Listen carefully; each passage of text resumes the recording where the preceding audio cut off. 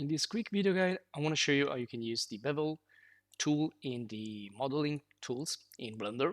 So I use this scene that I created previously to apply a nice edge to the frames here, to the picture frames, to make it look a little bit more realistic, because these are now too straight, and in reality we don't have like straight corners, so we always need to apply a chamfer or a bevel, or if we want a more complex profile.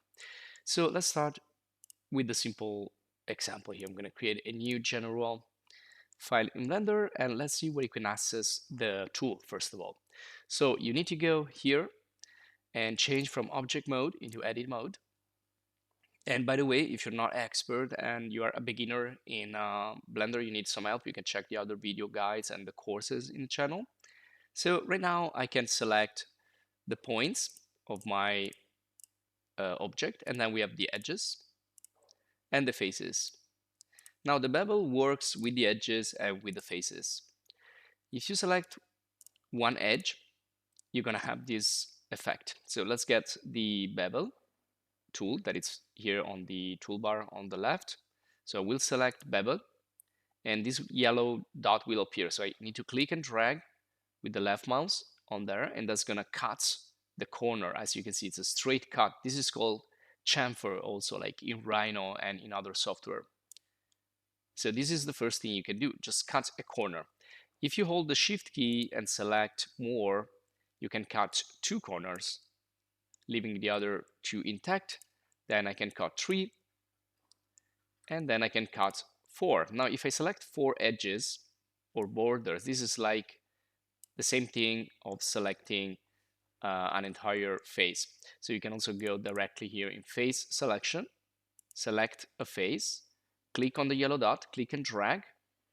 Be careful not to cross like this the faces. So stop where you have enough space there on the tip of this kind of a pyramid shape, and that's it. So this is the basic chamfer, basic way you can use this. Now let me again click and drag, and now instead of leaving it like this, I can go down here, and we have this extra panel that I can open, and there are some other options in here. First of all, we didn't mention the vertices right here, because if you want, you can also bevel the vertices, but you need to do it right here. So you select the edges, and then you can say, I only want to affect the vertices. And this is what you're gonna obtain. Now be careful not to make too many one after the other, because it's gonna look strange at some point. So don't like add more bevels.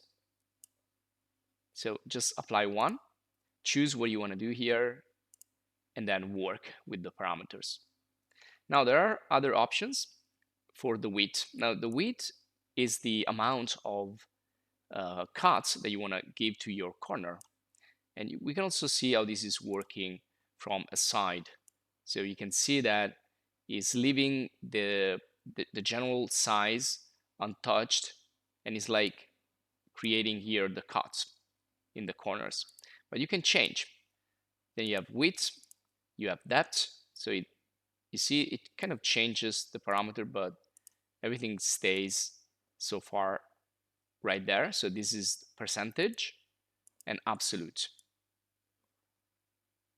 Now this is a chamfer, but if we increase the number of segments here, this is going to start to become a curve, which means rounded corners. We are rounding up the corners, so I can increase more and more and more. The more segments I add, the more this will be nice and curvy and detailed. And we can see it now also in 3D. But if you want to study the effect, it's better to have a look to this in a 2D.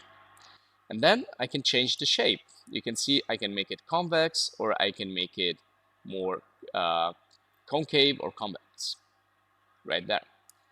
And I can also use these other tools if you want. Just let's go right at the bottom. This is where you can apply a custom profile, which starts with straight presets like this, and then you can change it. You can have this type of profile. You can have this type, which is a more complex and detailed profile. like for a picture frame or a molding for I don't know, like some sculpture, and this is another one, etc., etc. And then you have steps. So you can do a lot of stuff with the bevel if you know how to use it. You can apply the presets. You can just go back. You can also customize this. So if I go here to the cornice molding, I can take this, I can click in this space, and I can work with the little points here. They represent the curve, the profile that I'm using here for that edge. So I can change it.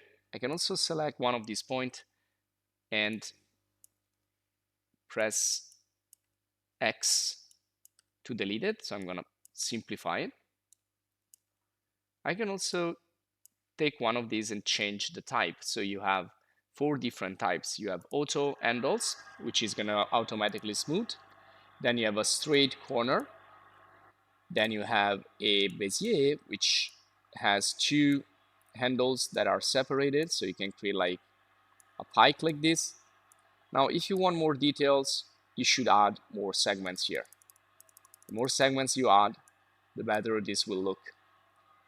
And then you have the align handles. So Bezier with the align angles. And you should also have a look to what's happening also in 3D.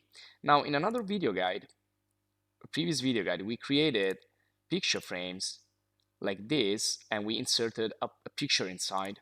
So that's the perfect scenario, because again, you don't have straight edge in real life. So you need to address that issue one way or the other. If you like straight design like this, you can just select here the edges and just apply a little chamfer. It's important to have more realism in your scene, to have small bevels. Sorry, I was using the straight along normal, so I want bevel. So even if we add a small bevel, it's gonna be better. And it's even gonna be even better if we add rounded. If we want to do something more complex, we can just like take here the external one and create a nice customized refinement of the edge. Remember, you need to increase the segments if you want to see some curviness. So the more details you want to see, the more you need to add here. And now we can just continue to adjust it, switching in the various types of effects that you can give. You can also even the lengths right here. So this will be all for this video guide. I hope you enjoyed. If you did, please subscribe to the channel to stay updated for more. And if you want, you can also join the channel as a supporter to help us create more videos like this. Also check our other video courses in Blender and other 3D software like Rhino, 3ds Max, Maya, and much more. Just search it in the channel. So thanks for watching and see you in the next video.